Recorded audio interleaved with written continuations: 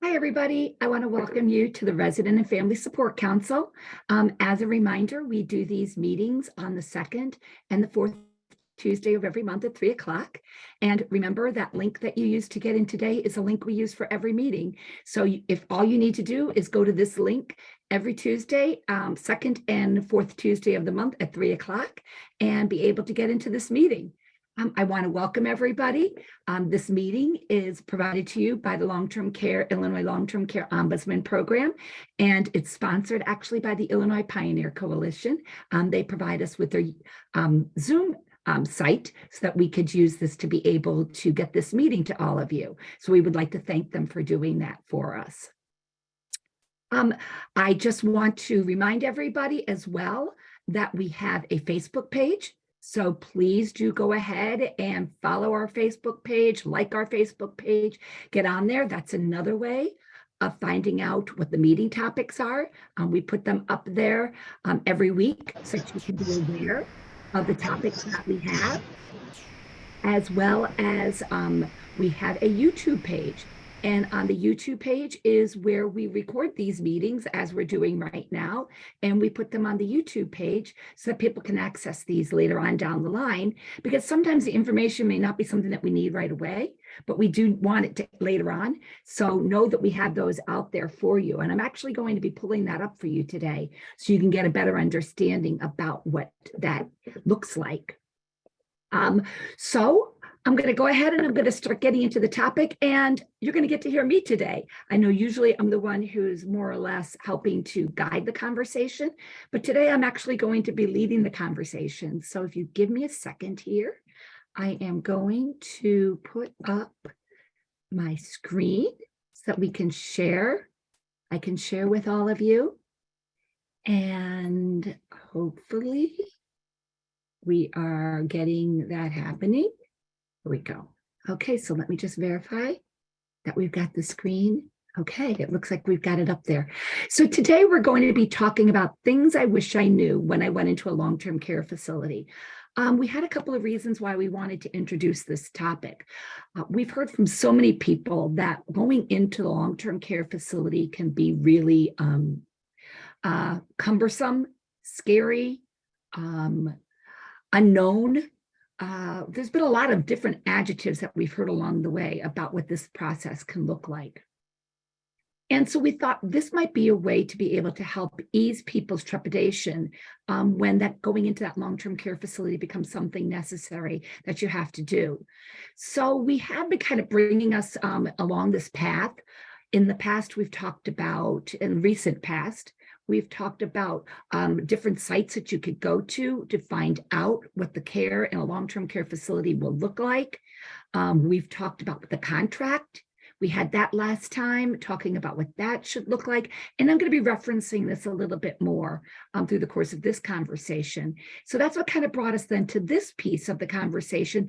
We wanted to talk about all those other things that we may not be thinking about when we first go into a long-term care facility, because it can be a little overwhelming for us. So to start it off, one of the things that I just wanted to get us to where we need to go is to talk briefly about that pre-admission concept and what that can look like. We really want to, as ombudsmen, we empower people, right?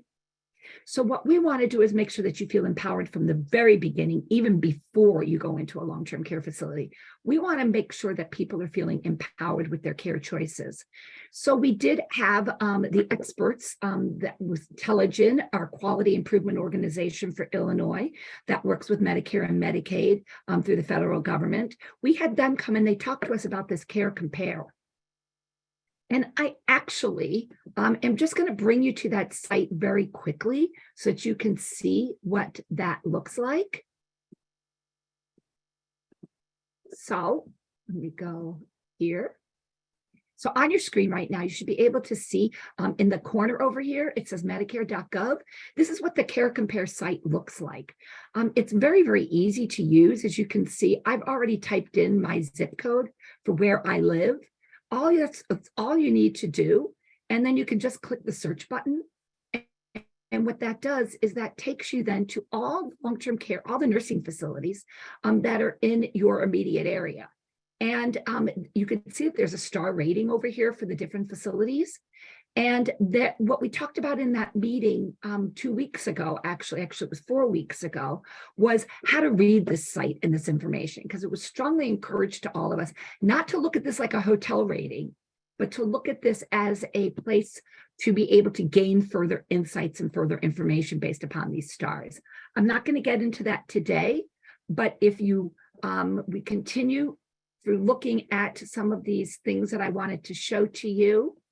The Illinois Pioneer Coalition's resource page. Whoops, let's go back.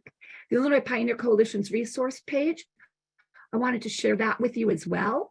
On that site, there is actually, let me go back to this, and I wanted to show you, I do need to move this. There we go. So if we bring this is actually what is on the Illinois Pioneer Coalition's website. They have a book that's called Your Way, How to Find Dignity and Choice in the Nursing Home. And I'll show you the cover in a minute. But what I wanted to point out is when you go to their site, they have this questionnaire on there. And this questionnaire actually can help guide you through some of those decisions that you want to make in regards to that long-term care decision. It's divided into areas where there's care practices, environment, looking at dining experience. I'm kind of scrolling through this quickly. Everyday life, what that can look like, and culture change, what does that really mean? And then what it does is it has some other important questions that you should be asking. At the end of this, then there is a care compare sheet, so you could be able to compare your long-term care facilities one against the other. So this book actually is online. You can download it and you can use this to help make some care choices for yourself. I will go ahead, and if somebody can see if they can get that into the chat box, that would be great. If not, through the course of the conversation, I'll get it in there for you. We have some people working behind the scenes all the time that put stuff in the chat box for me, which I greatly appreciate.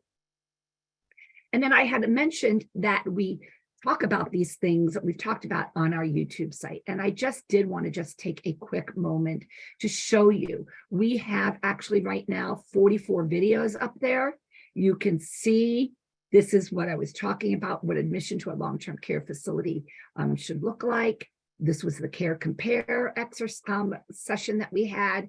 Talked about electronic monitoring, advanced directives. So you can see, just as I kind of slowly scroll through, we have a variety of different topics that I want to encourage you to go ahead and visit. And you can see we're getting 321 views on this particular topic. So these can be very helpful for people to be able to access at a later date.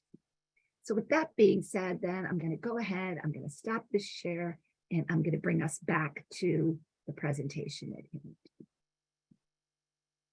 Give me a second, and I will get us there. Okay. So those are the different sites that I just wanted to bring to your attention regarding that pre-admission. So really making sure. And one last thing also that was brought up during our conversation previously was to make sure that you look at the facility survey book.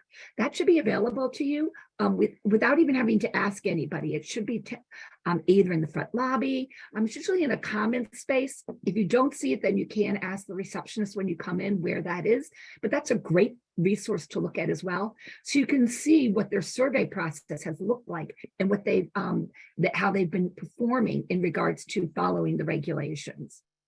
And if you have any questions, remember, always pop them in the chat, or you can always unmute yourself and ask me the question as well. And I did not want to do this.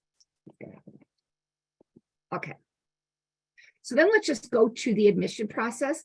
This is where last session we talked about what admission to a long-term care facility should look like, contract discussion. This was a great conversation. It talked all about being empowered when it comes to signing that contract. What can I cross out? Can I cross out? There was a lot of really great discussions in there, including making sure that you find out what the services are that are defined that you won't have to pay for, and what will you have to pay for, because different places do it very differently. So you want to ask some of these questions before you even get into the facility. And then also those questions about billing. And one of the things that has come up in the past and even came up at our last meeting is, remember that you might be in the hospital and then go to the long-term care facility. And you're told at that time that Medicare will pay for up to 100 days. That's up to 100 days. And very rarely do we see it get to 100 days. So don't think that you'll get 100 days for free going into the nursing home after you have that hospital stay. It's usually more, can look sometimes like a week. So I want to just prepare everybody for that so that you aren't blown away if this winds up happening to you when you become admitted to this facility. That's why we wanted to have the rest of this conversation, to make sure that you truly feel empowered with making this a good thing from the beginning. Stephen, did you have something you wanted to share? Well, I was just, I don't know, are you going to be going further into some of the reasons why it doesn't always last 100 days, or do you have a second that we can talk about that? I think we do. We have a session. Okay. We absolutely can. Okay, so what I see a lot of times is it's all based on therapy. Are you participating in therapy? Are you making improvements in therapy? People who are refusing therapy, or they've plateaued, that's when therapy ends. Mhm. So, I really encourage people, when you're in therapy, make sure that you are listening to your therapist. If they give you exercises to do outside of physical therapy, make sure you're doing the therapy.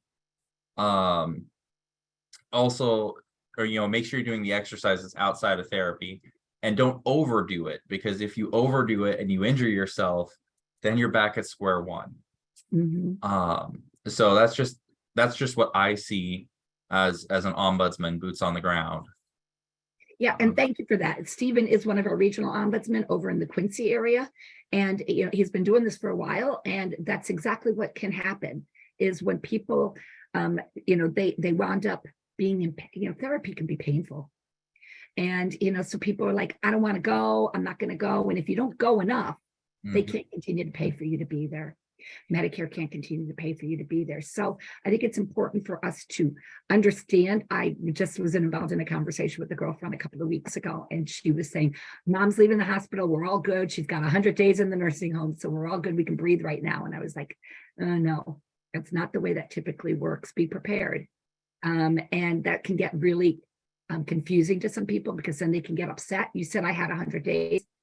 Because it usually is said you have up to 100 days, and all people hear is 100 days, not the up to 100 days.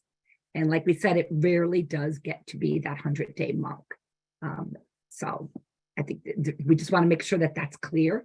If you have any confusion over any of this, you could continue to ask us questions about this. And also, you could always reach out to your regional ombudsman, who Stephen has put that information in the chat. You can call that person up, and they'll be able to help walk you through it. Just to be able to gain a deeper understanding. And there are ways to appeal if you've been thrown off of physical therapy because you've plateaued or you're not participating enough. You can make an appeal. There is an appeal process, so that's important to know. Don't ask me to quote it off the top of my head, though. Right.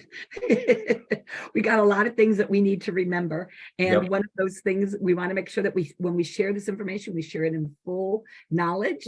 So we usually start looking up those things just to make sure that we're doing it right.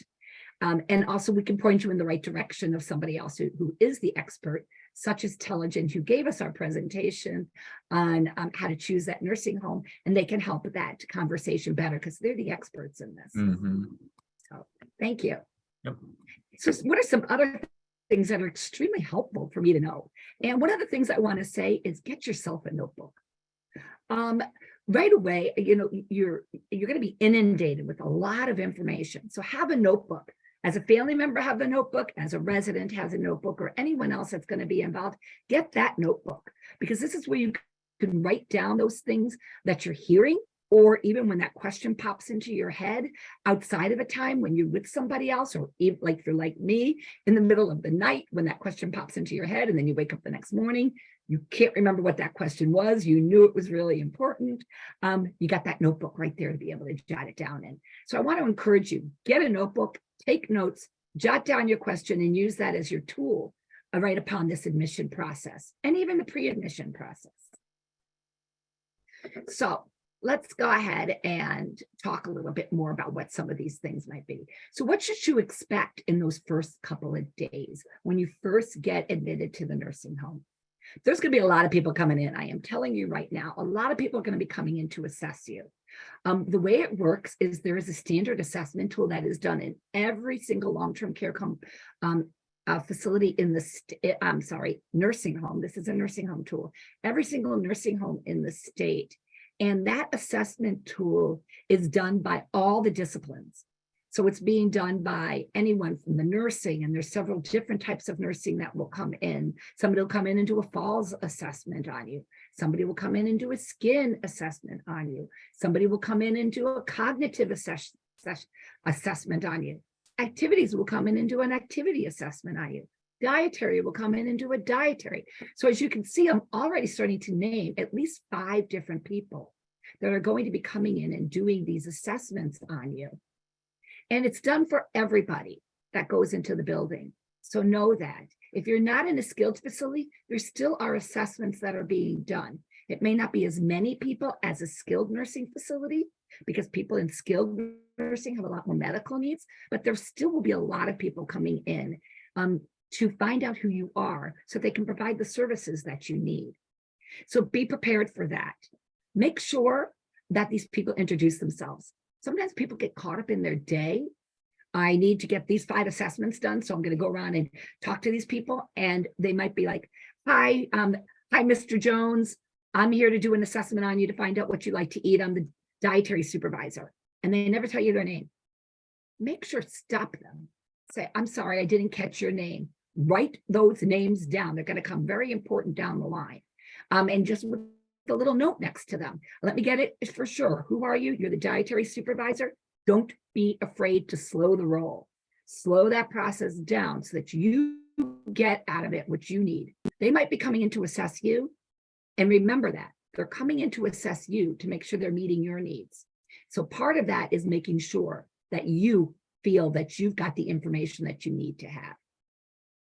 And also at this point, know that you have rights. That's something that they might be handing you. They're supposed to be going over the rights with you.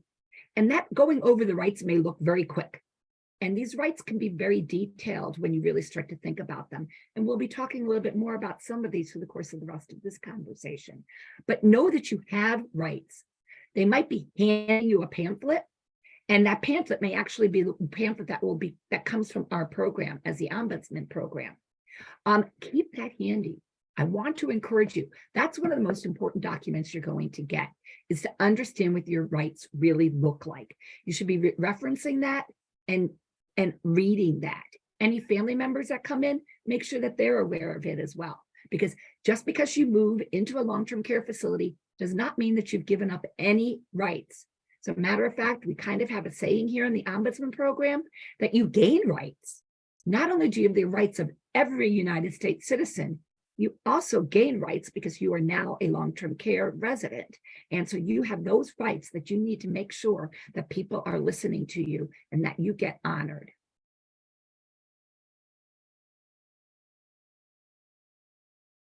Okay, my slides do not want to advance. There we go. So some of these information should be shared during these initial visits. Stephen already alluded to this, therapy. Therapy will be one of the very first people to come on in and talk to you if you are there after a hospital stay. And so what will this look like? You want to make sure you are also asking them questions. You want to ask them, what does therapy look like here? Maybe you want to go down and see what the therapy room looks like before you have your actual therapy appointment. Ask for that to happen.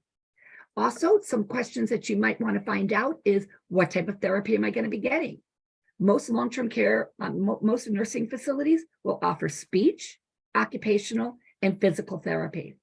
So are you getting all of these? Are you just getting one of these, what is it that you're going to be getting? Make sure that you understand that. And when the person comes in to do the assessment on you, make sure you understand what role they play in that therapy department. Are they the physical therapist? Are they a physical therapy assistant? Are they an occupational therapist? Are they a speech therapist? Ask what it is, ask who they are. Other things that you want to ask: when will the therapy begin? I come in on a Friday, you assess me. Will I get it tomorrow? Will I get it this afternoon? Do I have to wait till Monday? When will the therapy begin? Some long-term care facilities offer therapy on the weekends and in the evenings, some don't. So that's an important question to ask. How will I know when my therapy is scheduled? Because sometimes it's just a matter of the therapist showing up in your room saying time for therapy. And you're like, well, wait a minute, I was going to go for lunch with my daughter, or I wanted to go to bingo this afternoon, or I wanted to take a nap right now. So make sure that you find out how will that schedule be conveyed to you. And if there's anything that you have that is in conflict with that appointment, make sure that they know it. Because again, you have that right to be able to say that you don't want to go to therapy right now. You don't want to not always go to therapy because, like Stephen said, you could get kicked out of therapy because of that. So that's why it's important to make sure, if you prefer therapy in the afternoon because the mornings are slow moving for you and you want to be able to take your time, say, I would like appointments in the afternoon. If you'd prefer to get it over with early in the day because you get too tired in the afternoon and you'd like to take a nap, you can say, I would prefer to have my appointment scheduled in the morning. If you are a person who needs to know the time, and sometimes they may say, well, it depends on how many people we have, so we don't know the time sometimes until the morning, and that's like 8 o'clock in the morning. That's when we know what time people are going to be scheduled for the day. Say, well, then could you call me every morning and tell me what time my therapy will be for today? And I'll let you know if that time, if we can work around, I'd like to work around that time. So make sure you are very empowered with this conversation, because this is where I see therapy fail for people. They don't know when it's happening. They can't be found, or it's a time when they're just not going to perform as well because they've had a long day already. They went out for lunch. Now the therapy comes in and they want them to go to therapy. You're tired. It's harder to do therapy when you're tired. So it can be setting yourself up for failure. So make sure that you articulate what it is that you want. If an activity is important to you, it's even spelled out that way in the federal regulations, that if you have another thing that you want to do, even an activity that's important to you, you get to go to that activity over the therapy, and they have to reschedule that therapy for you. So know that that's a very empowering point of information to know. So some other things that you might want to, information should be shared during your initial visit is to share, who do you want to share your medical information with? You might have a power of attorney for healthcare. You might have your daughter. You might have a son. You might have multiple people. You might have your best friend, neighbor. You want them to know. Let them know that. And then that way it can be shared with them. They're not going to call all of these people up every time there's a change in your condition. But you can say, if my daughter comes here to the facility and asks you a question, it's okay with me that you give her the answer. Or I don't want you to share anything with anybody but me. That's all what you should be doing. As an FYI, this medical information is yours, so you can share it with whoever you like. This is not the facility's records, it's your records. So you should be able to access it and get copies of it whenever you would like. Know that that's important information to have. I always feel it's important to have personally a copy of the medications that I'm on. That way, then I always know what that looks like for me. And as you go from the hospital to the nursing home, that can get confusing. I don't know what pills I'm getting anymore. I want to know. So you could get a copy only of your medical, of the medicines that you're receiving. So know that you can do that. Another question that pops into people's mind is, how often am I going to see the physician? So when is this doctor going to be coming in? Who is this doctor? Can I see my own doctor? Well, as an FYI, no, you do have the right to choose your own physician. That is one of your rights. That does come with some caveats. One of those caveats may be if the physician your physician does not have a contract with that nursing home, then they typically will not go to that nursing home to be able to see you, which means you have to go to them to see your physician. What that also may entail is that you have to figure out your own transportation to get to that physician. And if it means that you are in a wheelchair currently and you can't transfer out of that wheelchair and you need a medical car to go, that you may have to get your own medical car and even pay for it on your own. So know that this is all stuff you could talk through with the facility, as well as with your long-term care ombudsman as well. So that list of ombudsman that Stephen put in at the beginning of the meeting can be a really important number for you to have. Write that in that book, that handy dandy notebook that I talked about as well. If anybody has any questions, remember, go ahead and pop them in. And Stephen, if you want to just pop your screen on that way, then I know that you can answer for that you've got some questions. Yeah, we have a few questions and comments that have been popping in. So we had one comment: how many days on therapy depends on the insurance company's willingness to pay. So we're talking about therapy through Medicare, and it's always, it's a 100-day benefit period is the maximum you're going to be able to get.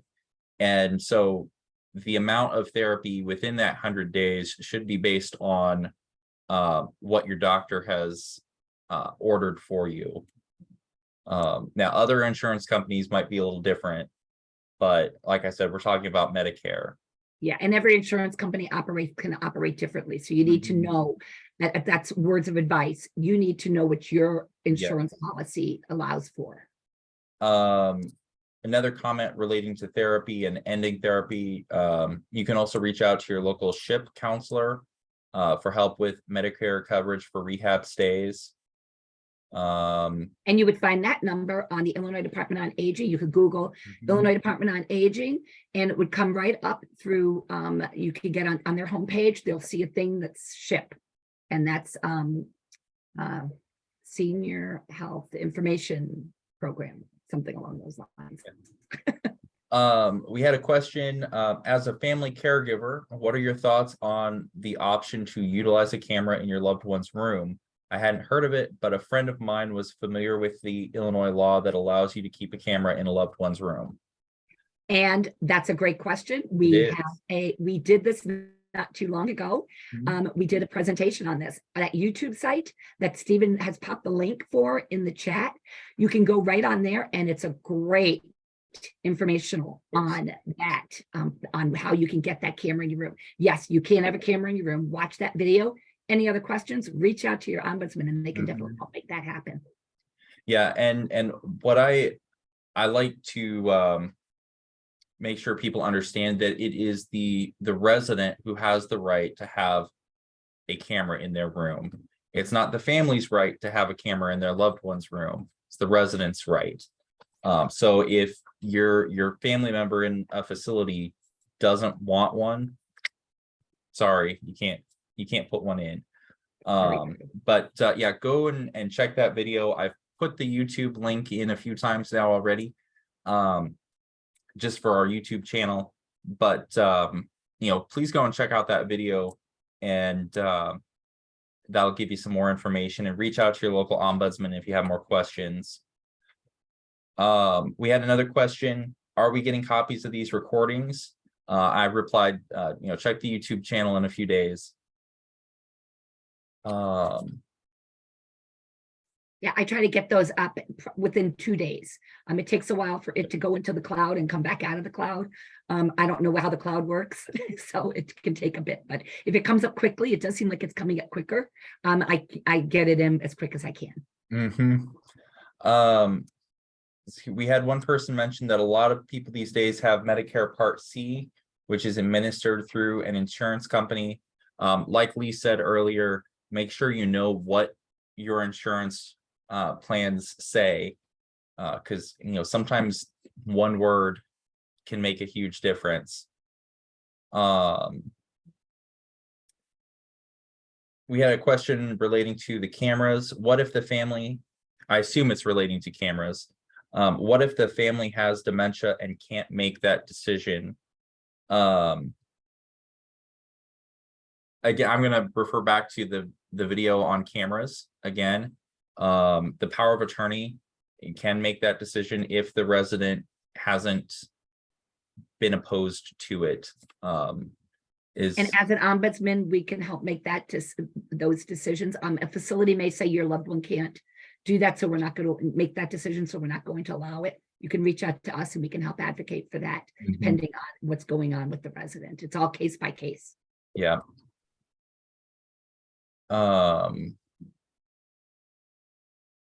Yeah, and Karen posted the Authorized Electronic Monitoring Act. So thank you, Karen.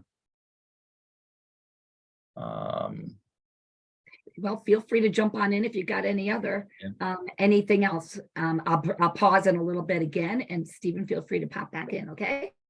Will do. So some other information that that can be very valuable to share during this initial visits that you should be getting is you should be getting an activity calendar or something along those lines about opportunities for engagement in the facility. They should be offering things for you to do, and if you have things that you like, let's say that you are in a book club in your community and you would like for your book club group to come to the nursing home, you can ask for that to happen and see if they can give you a space so you can continue that engagement in your book club.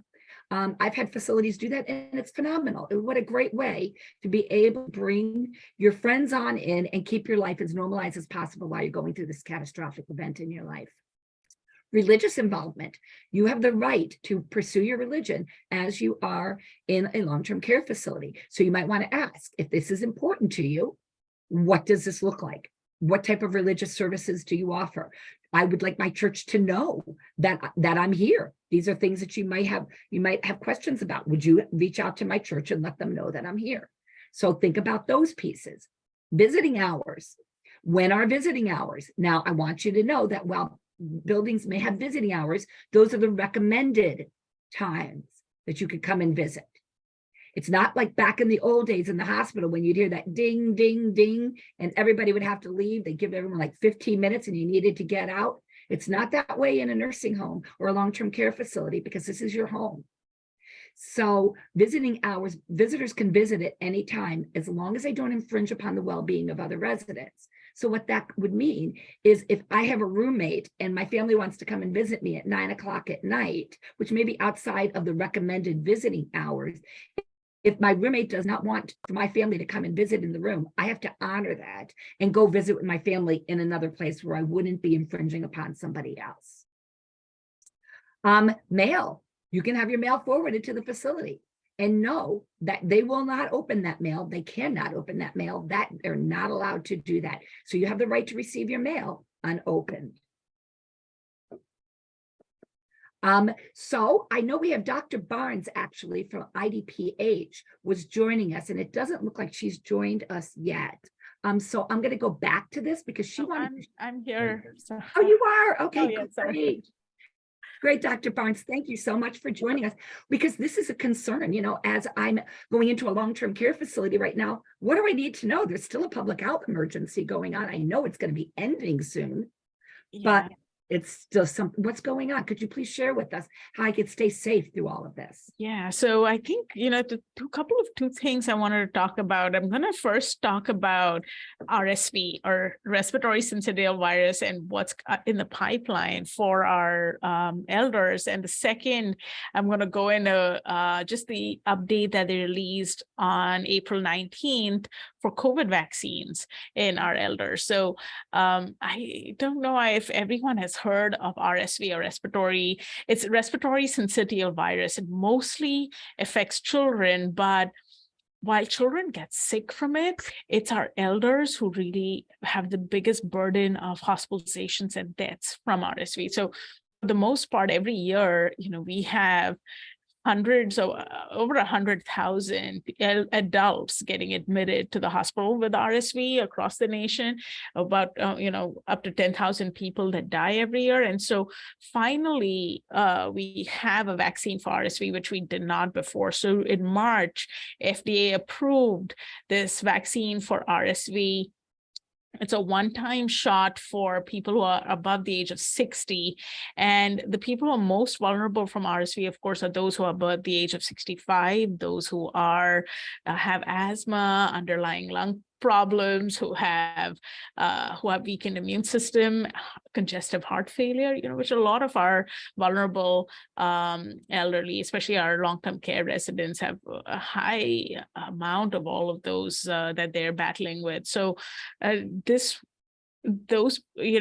once this vaccine's available, I just want you to be aware. I don't know whether you will have an opportunity to make a decision for your family member who's in a long-term care facility, or have a discussion whether we are their guardian, their decision maker, or just their voice to educate them and let them know that this is an option out there. So Is it something where if I'm in the hospital, I can ask, can I get this vaccine? And does it kick in immediately? Do I need series of them? Is it one vaccine? Yeah, it's supposed to be one shot. Okay. And what we're both the vaccines, they just got FDA approved. So they are going to be commercially available very soon. So it's a one-time shot. It's 94% effective at preventing severe disease. So it's almost, as I said, it's a very powerful protection from, bad pneumonia and bad disease from RSV. So what we are hoping for is that people can take advantage of the fact that this is something that we've never had before, this level of protection for RSV. So did you have another question? I feel like didn't answer all of that. Well, no, because I just want to make it, this is something that didn't happen because of COVID. This has always existed, but finally we've got something available to help keep us safer. So if I'm going to a long-term care facility and might be exposed to things a little bit more, so I probably really want to make sure that I have this. Yes, and we've been having COVID outbreaks. We actually had RSV outbreaks in our long-term care facilities. We just didn't have anything to do about it because, unlike COVID, there's no treatment for RSV. So there's no pill and antiviral that you can take. So it makes vaccination even more important as an option to protect your parents, your elderlies, your loved ones, because there's no treatment. Once you have RSV, the only thing they can do is get you to the hospital, get you on a ventilator, and hope your immune system kicks in and ride it out, get you on oxygen. And so the hope is that your immune system will kick in and ride it out. Whereas what vaccines do is they prime our immune system to get into gear as soon as they face the infection. So just again, a reminder, people think vaccines prevent infection.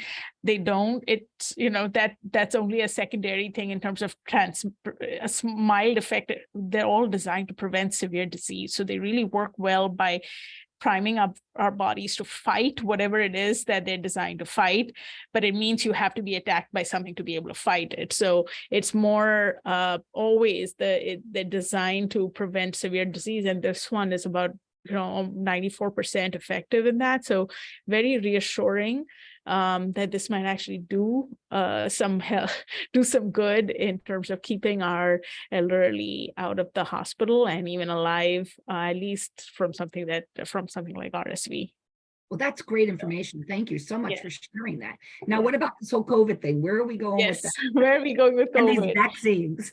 I know. And I think there are so many. This is also to just open up the conversation. I'll be happy to share some materials on RSV, RSV vaccine, and COVID with the group later. And if you want me to talk a little bit more about it, we can set up a future time to get into more details. But everyone was wondering, one, is this bivalent update worth it? Do I need to get it? And what we consistently noticed, even with this updated bivalent vaccine, this one tackles all of those Omicron variants that are circulating around right now.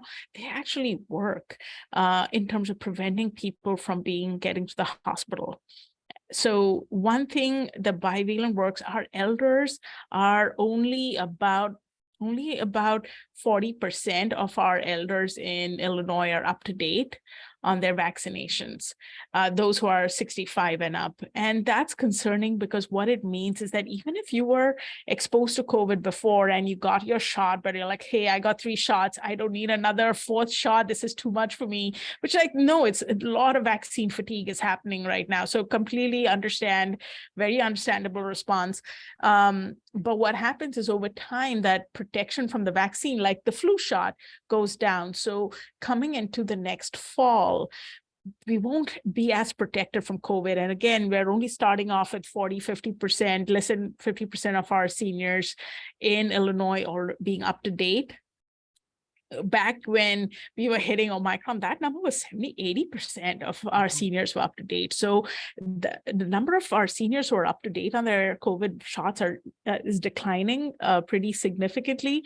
So what CDC has recommended is that if you're above the age of 65 and it's been 4 months at least since your last shot, you can get your booster, you can get your bivalent booster now. If you have a real what we call immunosuppression, a weakened immune system or a defense system, which means maybe you've had a transplant and you're on medications to keep your immune system quiet and stop it from attacking your body. If you're on have some condition, an autoimmune condition, lupus, or rheumatoid arthritis, and then you have to be on medications to keep your immune system quiet. If you're on chemotherapy, all of those can knock down your immune system. Then your body doesn't retain protection from either infections or vaccines very long.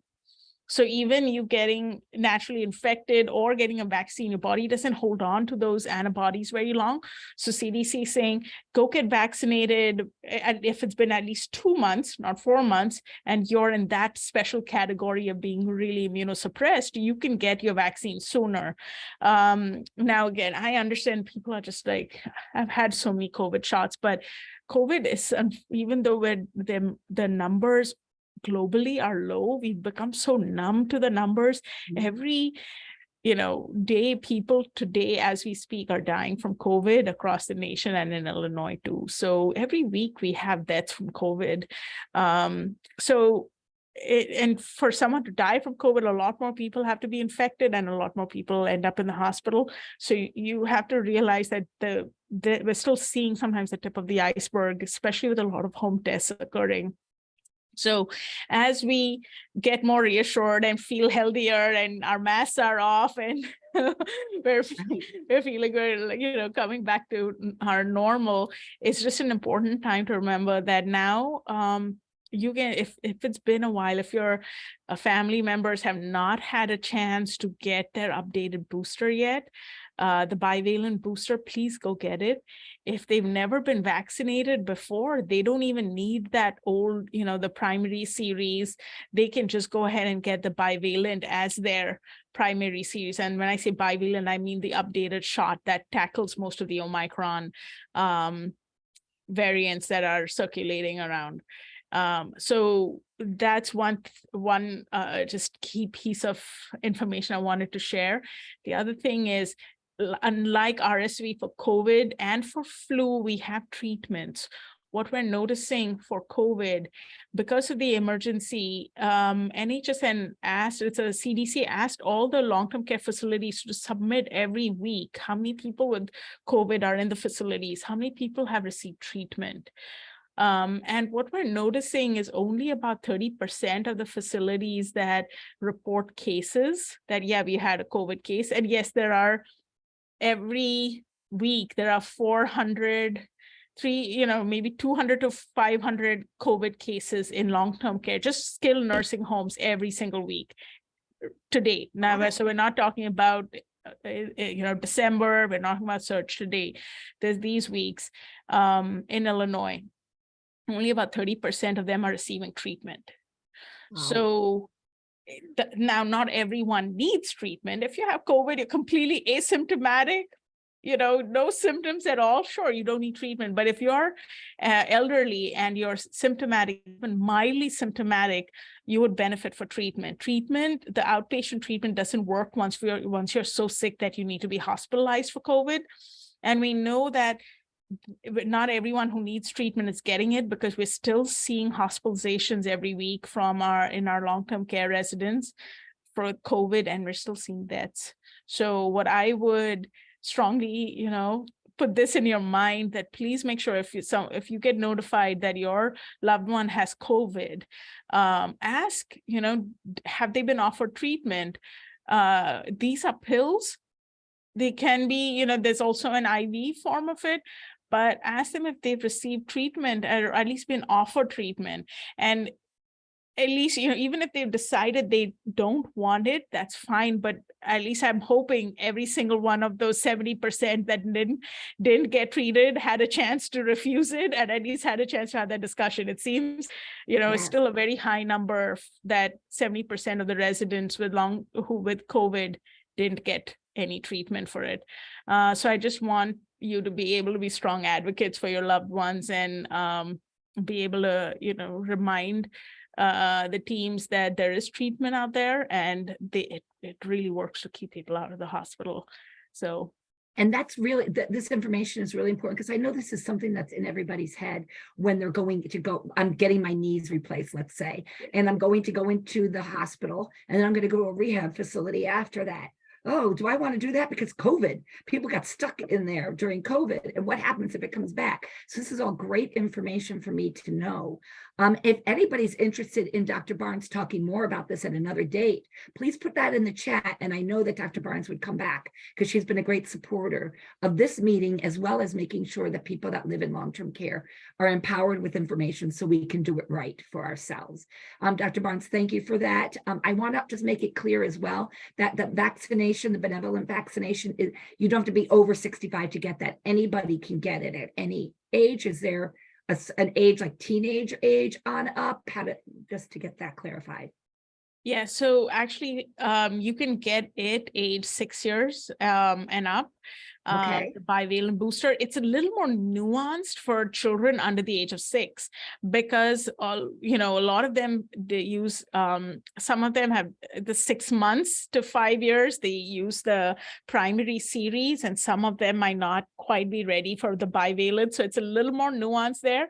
But if you have children that age, just talk to your pediatricians, because they'll tell you, okay, they'll have to calculate the dates and tell you if your child can get the bivalent up to date, or complete the series with the bivalent up to date, get a booster, or just get an updated series. But other than that, the ones who are younger than 65 and are not immunosuppressed, for the most part, they don't need this added booster that they've just recommended, not just yet.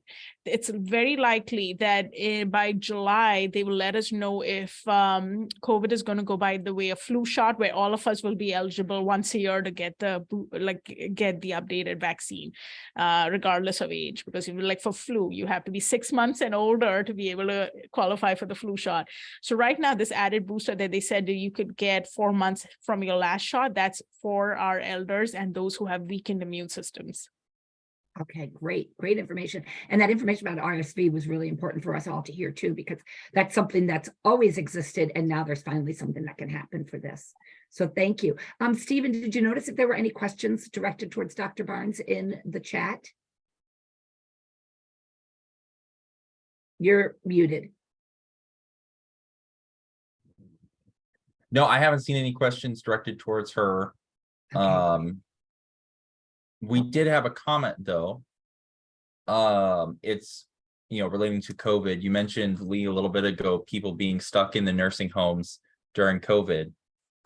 There is a bill that is in the House right now, the Illinois House, called the Essential Support Persons Act. It passed through the Senate, and there is a hearing later this week, which will allow nursing home long-term care residents to designate a support person in the event that there is another public health emergency. We saw that at the very beginning of COVID, that just total lockdown, and it was months before people could get in. Right. There are links. This is an important bill. Yes, bill for people. there are links to the bill, and there's a link to where you can file a witness slip. Great.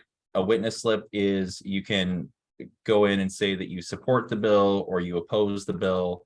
So I really encourage you, everyone, to go, click on the link in the comments, read through the bill if you want to, and then go and file a witness slip. And that's not a complicated process to do that. So no, it's very easy to file something, a witness slip in favor or against a bill. So that's really important. Well, Dr. Barnes, thank you so much. Be welcome to stay on and continue to hear this information. And we really do appreciate it. And like I said, if anybody would like for Dr. Barnes to come back and talk in more detail about this or anything else, she's an expert in our state for public health, and be able to help keep us informed in a good manner. So I want to make sure put that in the chat.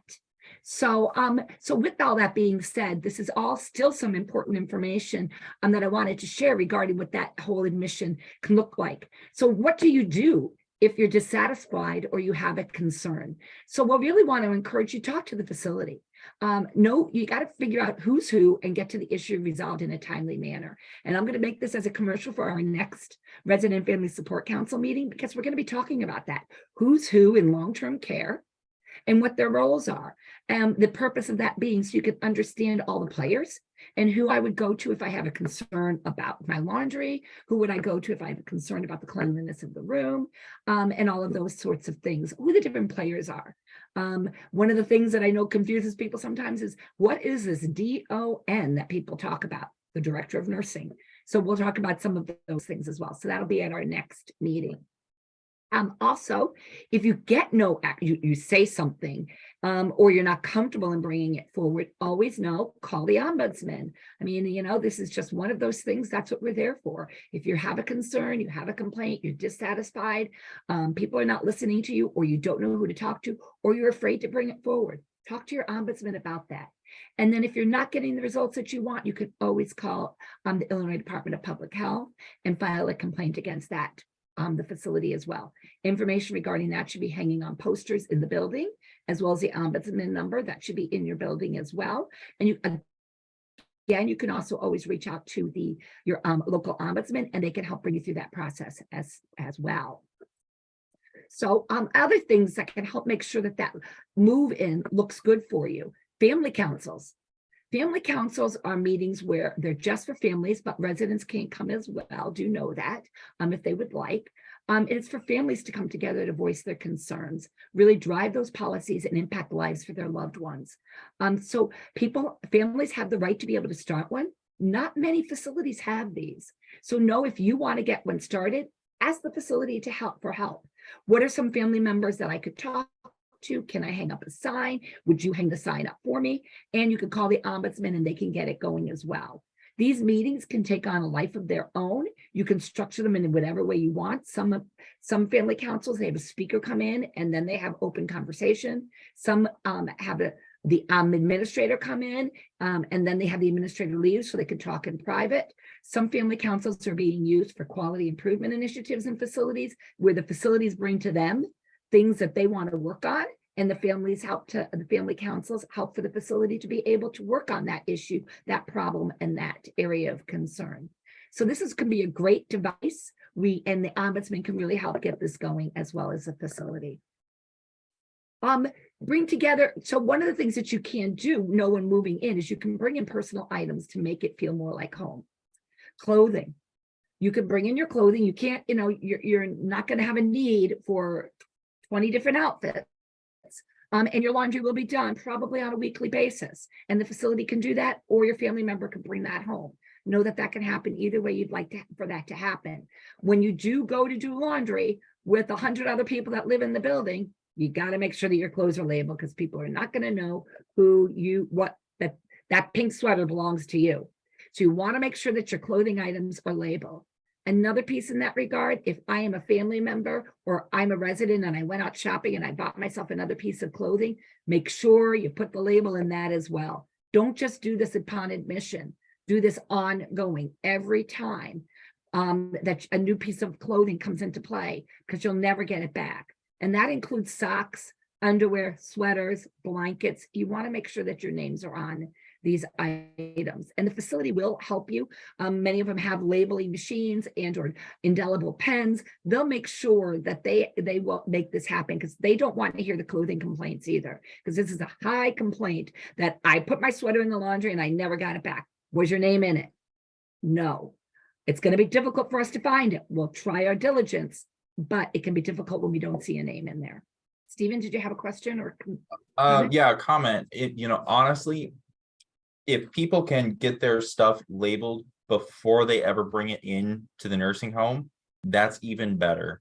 Yes. Because, you pack up your stuff to send it to be labeled, and if that package gets torn open or, stuff gets shuffled around, it's not labeled. Right. It got lost before it was labeled. So, and if you're a family member bringing in stuff for your loved one for like Christmas time, label it, because Yeah. that is one thing. It always bugs me when somebody says, "Oh, I got a new sweater for Christmas," and now it's gone. Right. And you Um, don't, it's a gift from my daughter and I really loved it, but we mhm. forgot to put the name in it. So now this is going to be really difficult to be able to find this in this clutter of clothes. Yep. And another thing, a lot of times people, when they lose something, they'll go talk to the CNA or they'll talk to the nurse. They don't always have the time. We would like them to have the time to follow up on that, but they don't always. So, I recommend going to a supervisor, or even going as far as filing a grievance and saying, "Hey, I lost this, and here's the description of it." That way it's in writing and it's on file. Yeah. Ellen just commented that iron on labels work great, and I want to say you can get them online, like on Amazon, so it's easy to get them. Yes. And, and it's something, again, be cognizant of it when you are putting those labels on for a dignified manner. You don't want to take a black magic marker and do across this beautiful pink sweater, Diane Price, because that has no dignity to it. You want to make sure that it's being done. It can be done in the inside in a nice label, so it doesn't ruin the clothing. It doesn't make it look less in a less dignified way. Thank you. Thank you. And thank you for that advice with the iron-on labels. Good advice. Nick suggested taking a picture of the clothing item. That is another good idea. Great idea. Yeah, great. That's what this is about. Let's share these ideas that we have. Really good idea, because that way then you can say, this is the sweater that I bought and it's not here. I have even heard administrators say, let's go downstairs and look for it, because you know what it looks like. And that's when you realize how many items people had never labeled and what that can look like, because it can be overwhelming. They can be years worth of clothes that are in that laundry room that have nobody's name on it, and it's just sitting there waiting for somebody to come and get it.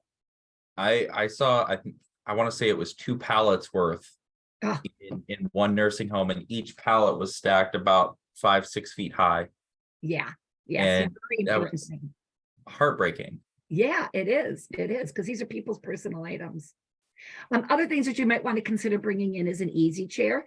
If you're bringing it into your room, you do have to make sure that it doesn't impede the walkway for anybody else, that the room has enough space for that. So that's part of this is you're living in a group living situation. So you've got to make sure you're being cognizant of others that live there. Pictures, bring pictures, and bring picture albums, photographs, picture frames. Pictures are always wonderful.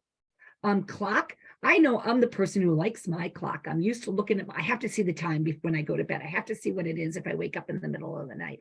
So if I was moving into a nursing home or a long-term care facility, I'd want to bring my clock with me so that I'm used to that clock. I know how to set that clock. I know how to work that clock. It's easy for me. I'd bring that. Books, any books that you have that you might want to read. And anything at all that brings you comfort. Like you might have a little knickknack that's very important to you. Your daughter gave it to you for Mother's Day, and it always makes you smile. You can bring that stuff in. Do you know that? You don't want to get to a place where you have too much there, because then that can become cumbersome and more easily lost. And you also want to look at the value of items. I don't think I'd bring my wedding ring in, because if I took it off, I wouldn't want that to get lost or anyone to be tempted to get sticky fingers. When they see something that is of high value, people can get tempted with sticky fingers, or it can get lost. And I don't want to have any of that distrust for a place that I live. So I'm going to leave anything that's of high value at home. These are decisions that you get to personally make, but that would be me. If this is not going to be your permanent resident, how will you help me get discharged is another question to ask. Ask that upon admission. You know what? I know I'm here for a Medicare stay. I have up to 100 days. I also realize I probably won't have 100 days. So when are we going to start talking about discharge? It can't be the day before. I need time for this. Can we start talking about it right now? It can be fluid, but I want to be able to start my discharge plan so that it can be done well. Things that you might want to think of is the services you need, equipment, transportation needs, and other things like how we get basic supplies like food. If I can't get out to the grocery store and I live by myself, how am I going to make sure I get groceries coming in? A social service person might be able to help you get online and order food through Peapod, through any of these food delivery services now, and they can help walk you through it and create that account if you're not tech savvy. Also think about entertainment. What am I going to do for my own entertainment? So maybe you want to sign up and get a Netflix account so that you can have movies if you like movies. Maybe you want to look at being able to contact the local library and have books sent to your house. I know my library here in Palos Heights will send books to your house for you. So think about that as well and have the facility help you with this. They are responsible for helping to make sure that you have a good discharge. So allow them to do that work with you as well. It shouldn't always just be about there, it should be about what that next step looks like. Other things to ask yourself before this admission or during the initial admission is your advanced directives. I listed a couple here on the screen, but again, we had a very good YouTube video about advanced directives, uncomplicating what seems complicated. That link is on the screen, but also if you just go onto the Illinois Ombudsman YouTube site, you should be able to see that as well. I see we've run out of time, and it's brought me right to my very last slide. And I want to, if anybody has a question, please do feel free to open that up. Before we do that, because I know people may need to start to leave to get to other things that are happening in their lives, I do want you to know the next meeting is going to be this who's who in long-term care. We'll be talking about the various roles. Come with any questions that you may have. And that meeting will be on May. Yes, we're already getting into May, people. It will be on May 9th. So if anybody has a question and they'd like to unmute themselves, please do feel free. In the meantime, I'm going to go ahead and stop our recording. So thank you very much.